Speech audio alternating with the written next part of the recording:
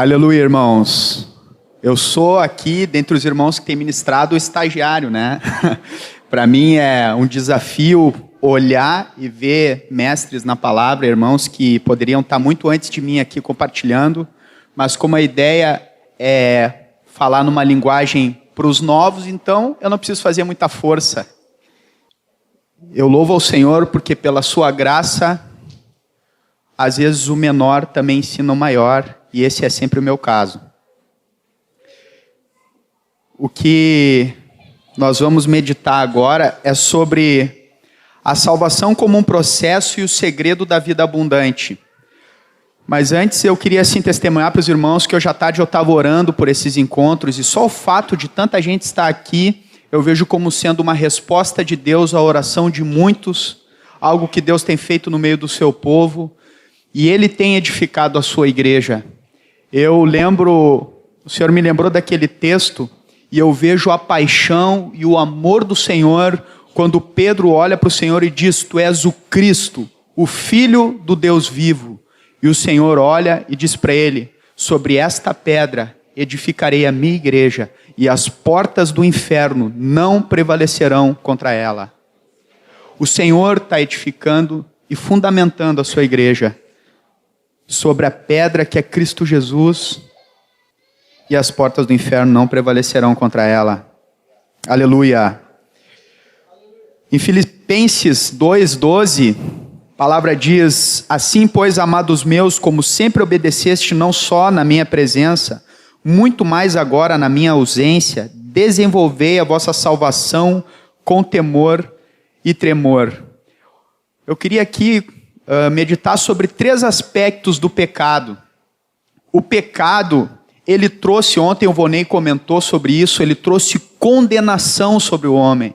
O pecado é uma via de mão única contra Deus. O pecado ofende a santidade de Deus. O pecado passou a todos os homens porque todos pecaram, e por causa do pecado o homem foi condenado ao inferno, a uma condenação eterna. A ruína do pecado é maior do que nós podemos imaginar. Precisa o Espírito Santo convencer o homem do pecado, porque ele não consegue enxergar a ruína do pecado. O pecado acendeu a ira de Deus, trouxe um muro de separação entre Deus e os homens, e o homem foi condenado por causa do pecado. E um outro aspecto do pecado é que o pecado escravizou o homem. Paulo fala em Romanos 7, ele vai discorrendo sobre muitas coisas, e ele vai dizendo sobre a sua angústia de querer fazer o bem, mas encontra nele o mal que reside nele, o pecado que habita nele, e ele não faz o bem que quer, mas o mal que não quer, se ele faz, e vai falando, e depois ele dá graças a Deus por Cristo Jesus, e fala que não há mais condenação para os que estão em Cristo Jesus, mas ele fala desse aspecto da escravidão do pecado. Quando o homem pecou, ele se tornou escravo do pecado. Ele perdeu o seu, digamos, livre-arbítrio no sentido de acesso a Deus pela sua força. O homem inventa religiões e de tudo que é forma tenta se achegar a Deus. Só que o pecado escravizou o homem, e o homem, pela sua força, não tinha mais como ter acesso a Deus. Paulo diz que ele era vendido à escravidão do pecado. E um outro aspecto é a habitação do pecado em nós. Pecado habitando no nosso corpo. E sobre esses 3 aspectos do pecado, eu queria apontar para 3 soluções que o sacrifício de Jesus resolveu, aniquilou, com relação a esses 3 aspectos do pecado. Com relação à condenação do pecado, Jesus Cristo, quando ele morreu na cruz, ele tomou sobre ele a nossa iniquidade. E a questão da condenação do pecado diante de Deus, Jesus satisfez toda a justiça de Deus. Nós fomos perdoados pelo Senhor. Todos nós estávamos mortos nos nossos delitos e pecados. Nós vimos ontem que essa é a condição do homem quando ele nasce. Mas quando Jesus morreu na cruz, o que nós lemos aqui em 2 Coríntios 5:21? Aquele que não conheceu o pecado, ele o fez pecado por nós, para que nós fôssemos feitos justiça de Deus. Jesus satisfez a justiça de Deus. Deixemos que o brado de Jesus na cruz encha o nosso coração de alegria da salvação. Está consumado. Não há nada mais que precise ser feito. O sacrifício de Jesus é suficiente. Nós precisamos contemplar essa verdade de que Jesus levou sobre ele toda a nossa iniquidade. E isso precisa produzir em nós uma alegria, uma paz, um gozo, porque nós somos perdoados de uma condenação eterna no inferno. Essa é a realidade. A condenação do pecado é terrível. Era a ira de Deus sobre nós. Nós estávamos condenados a uma miséria e Jesus pagou o preço dos nossos pecados. Rasgou o escrito de dívida. Nós somos perdoados. Em relação à condenação dos pecados, todos nós que nos arrependemos e cremos no Evangelho, nós somos perdoados pelo Senhor. E esse arrependimento é gerado pelo próprio Senhor. Nós vimos e vamos ver ainda a questão do arrependimento de obras mortas e mais à frente, mas esse arrependimento, ele dá um fim nessa questão. Quando nos arrependemos, somos restaurados pelo Senhor. O segundo aspecto, queridos, com relação à escravidão, nós somos livres da condenação, mas nós estamos sendo libertos da escravidão do pecado, do poder do pecado sobre nós. Nós não tínhamos força, porque éramos escravos. Escravo não tem decisão. Se nós pegarmos um escravo, no Evangelho do Reino vai ser falado sobre isso, o escravo não tem decisão nenhuma. A condição do escravo é a sujeição, é pertencer a alguém. Nós estávamos nessa condição como escravos do pecado. E a única solução para esse aspecto do pecado, dessa influência do pecado na nossa natureza, é uma vida substituída. Paulo sabia dessa verdade. E ele brada: já não sou eu quem vivo, logo já não sou eu quem vivo, mas Cristo vive em mim. E esse viver que agora tenho na carne, vivo pela fé no Filho de Deus, que me amou e a si mesmo se entregou por nós. É Cristo em nós é a esperança da glória. Não é na nossa força, meus irmãos, que nós vamos vencer o pecado. O Espírito Santo é vitorioso sobre o pecado em nós. E quando nos arrependemos, o Espírito Santo faz morada em nós. E nós temos o Pai, o Filho e o Espírito Santo habitando em nós. A solução é Jesus vivendo por meio de nós. Nós estamos nesse processo e nós precisamos confiar no Senhor. Fé, fiança e confiança, como vimos ontem que o José Gustavo comentou, é a mesma palavra. E às vezes nós confiamos no Senhor no aspecto da salvação que foi no passado, da condenação. Olhamos para frente, da salvação futura, mas aqui nesse ponto somos tentados a ir na nossa força. Muitas vezes eu me decepcionei comigo mesmo de tentar uma santificação na minha força. Mas, queridos, o Senhor, precisamos nos encher do Senhor, porque Ele é vitorioso em nós. E o terceiro aspecto da salvação sobre o pecado é que um dia nós seremos livres da habitação do pecado, da presença do pecado. Coisa nenhuma contaminada vai entrar no céu. Nós, os que já estão no Senhor, receberão corpos glorificados, e os que estivermos aqui na volta do Senhor seremos transformados. E esse é um aspecto da salvação futura. E essa é uma esperança maravilhosa. Eu, quando estava meditando hoje, dando uma lida de novo em relação a isso, meu coração se encheu de alegria, porque nós vamos ser, a obra de Jesus foi completa. Ela nos livrou da condenação, nos livra do poder e um dia vai nos livrar da habitação do pecado. Estaremos diante do Senhor sem coisa nenhuma contaminada.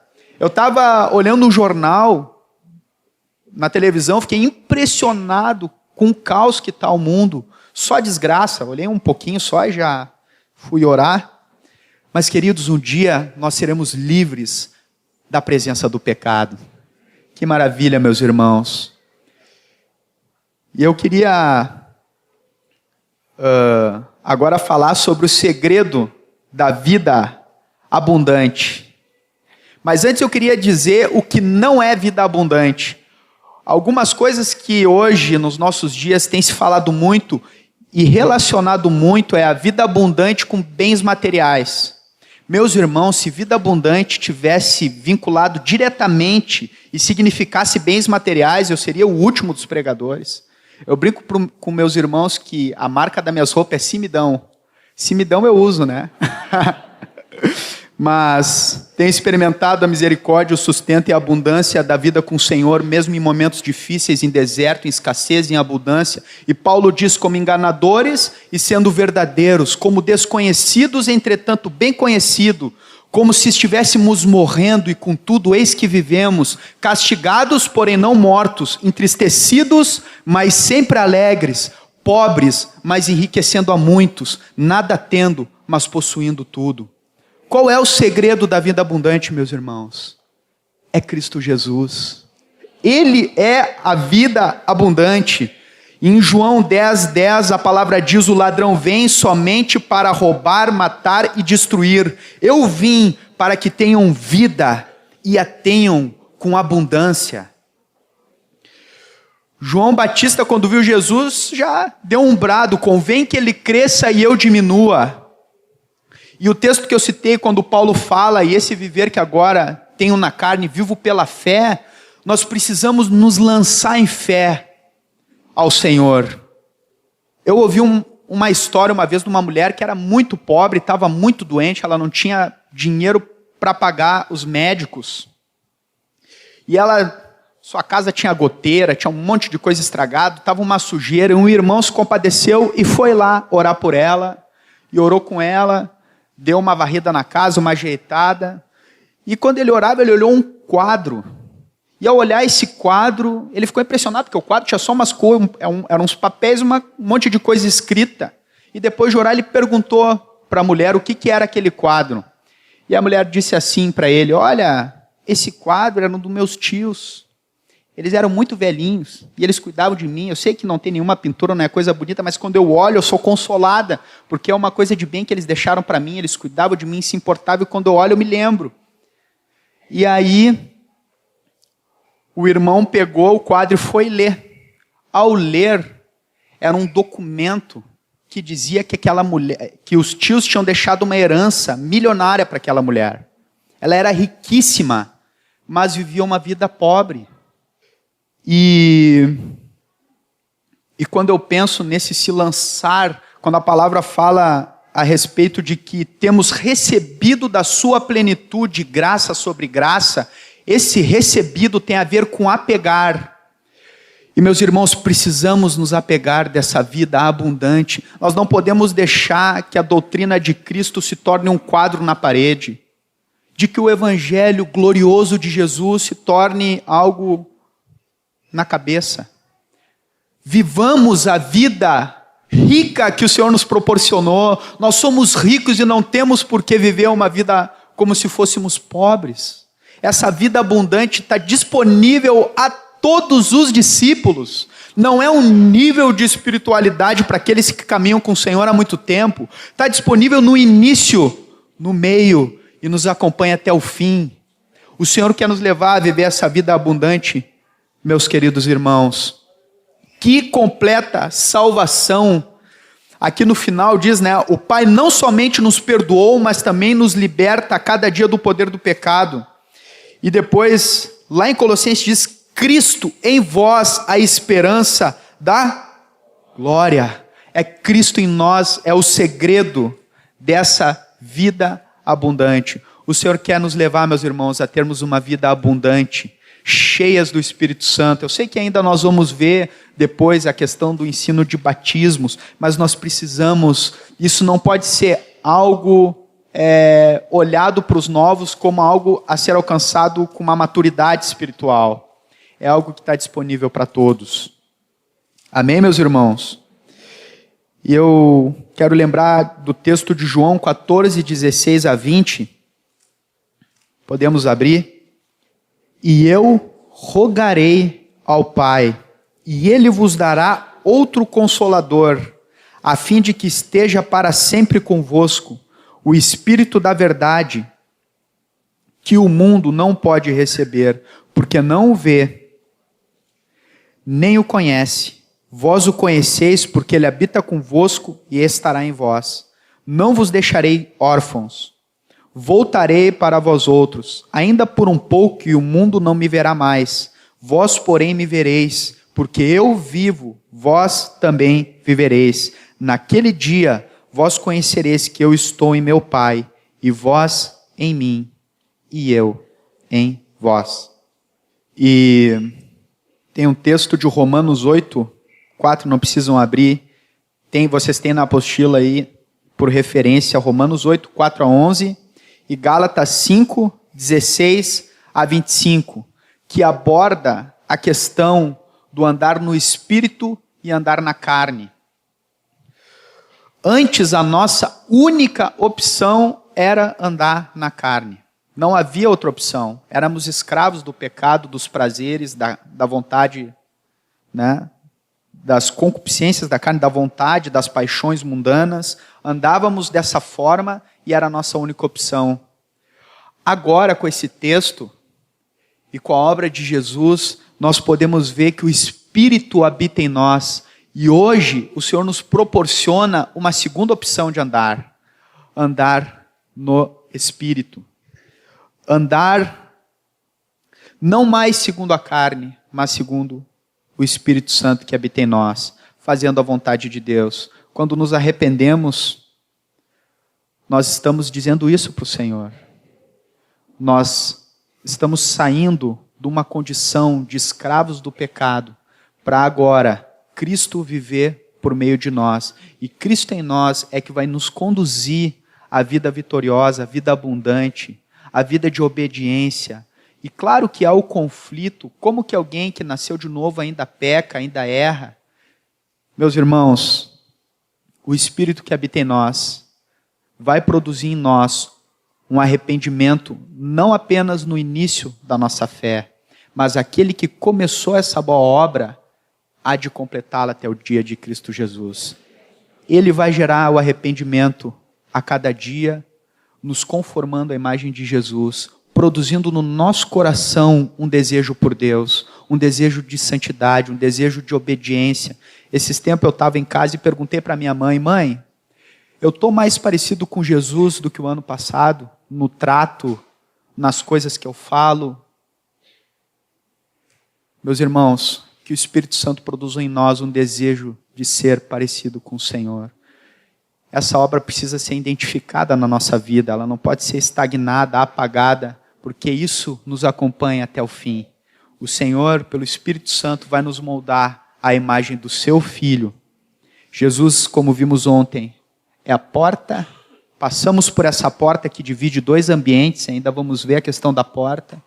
Ele é o caminho no qual andamos e ele é o modelo. E o Espírito Santo vai nos conformar a esse modelo, que é Jesus. Eu falei rápido aqui, discorri muito rápido sobre os assuntos, mas a carga que está no nosso coração e o que nós temos para compartilhar hoje é sobre essas coisas. Eu fiquei feliz de passar pela caixinha e ver só um papel que estava escrito: faça a sua pergunta. Então, espero que depois de mim não hajam muitas perguntas. Mas, meus irmãos, eu fiquei muito feliz porque ao orar de tarde o Espírito Santo colocou muito forte no meu coração o amor do Senhor pela igreja e a urgência que Ele tem de fundamentar os seus. Ele está fundamentando a sua igreja. Deixemos nesses dias, e não só nesses dias, mas que o Espírito Santo enraize essas verdades, não só no nosso entendimento, mas no nosso coração, para que produza em nós uma paixão, um avivamento, um desejo por Deus, que não deixemos que se torne um quadro, como eu disse anteriormente, mas vivamos e lançamos por fé nessa vida abundante que o Senhor nos chamou para ter. Amém, meus irmãos? Obrigado, Senhor. Obrigado porque Tu nos garantiste todas as coisas, Senhor. Tu és a solução para o pecado, para a condenação, para esse corpo de pecado. Nós somos muito gratos, Senhor. E queremos dizer que o nosso coração se enche de esperança, de fé, quando ouvimos essas verdades.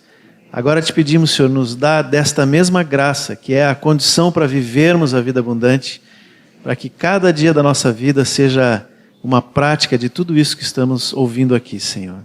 Em nome de Jesus. Amém. Obrigado.